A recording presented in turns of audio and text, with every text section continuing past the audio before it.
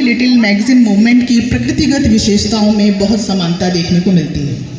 20वीं शताब्दी के आरंभिक दौर में इंग्लैंड, जर्मनी, इटली तथा रूस जैसे देशों में ये लघु पत्रिका आंदोलन शुरू होता है और भले ही इन देशों की परिस्थितियां भिन्न भिन्न रही हों, लेकिन विद्रोह का स्वर और लक्ष्य एक ही था, सत्ता के खिलाफ प्रतिरोध की आवाज़।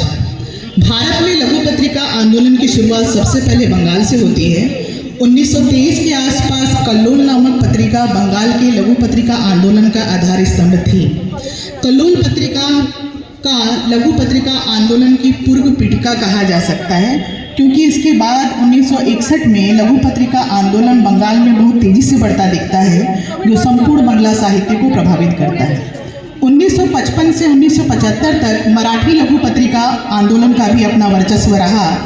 आधुनिकतावाद और दलित विमर्श मराठी लघु पत्रिका आंदोलन का मुख्य आधार थे। 1960 में वाचा नामक पत्रिका के द्वारा मराठी लघु पत्रिका आंदोलन का प्रचार प्रसार बहुत तेजी से आगे बढ़ता है। हिंदी साहित्य पर बंगाल और महाराष्ट्र के साहित्यिक आंदोलन का प्रभाव जबरदस्त रहा है, जिसे हम भारतेंदु और द्विवेदी कालीन साहित्य में देखते हैं।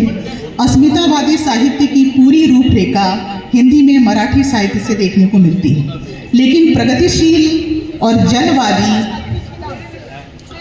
साहित्य ने हिंदी में लघु पत्रिका आंदोलन को मजबूत आधार प्रदान किया। इस प्रकार हम देखते हैं कि लघु पत्रिकाओं का एकमात्र उद्देश्य है समाज और साहित्य को सच के करीब लाना और आम जन में वैचारिक दृढ़ता का विकास करना। 2001 में जयपुर में लघु पत्रिका का चौथा राष्ट्रीय सम्मेलन कराया गया, जिसमें 9 सितंबर को लघु पत्रिका दिवस के रूप में मनाए जाने की बात सुनिश्चित हुई। हिंदी में लगभग 400 लघु पत्रिकाएं अनियमित रूप से निकल रही हैं। इंटरनेट के इस समय ने भले ही हमारे युवा पाठकों को किताबों और पत्रिकाओं की दुनिया से दूर कर दिया है, लेकिन तकनीक के विकास के साथ ई पत्रिकाओं का तेजी से चलन इस बात की उम्मीद देता है कि लघु पत्रिका दृढ़ता से पाठकों के साहित्यिक बोध को उन्नत करती रहेगी।